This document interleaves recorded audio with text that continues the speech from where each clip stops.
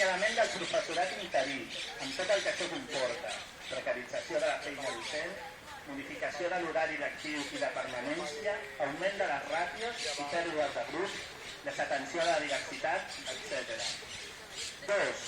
Cobertura de les substitucions des del primer dia amb el cobrament del 100% del sou per al professorat substitut, en comptes de la cobertura parcial a partir del tercer dia, tal com ha establert el Departament d'Ensenyament per aquest curs 2012-2013. I 3.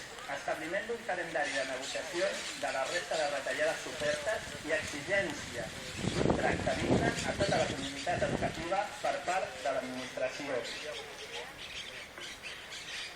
Per acabar, fem una crida de les organitzacions sindicals a fer costat a les assemblees de treballadors en aquesta lluita que estem a punt d'iniciar i que iniciem avui.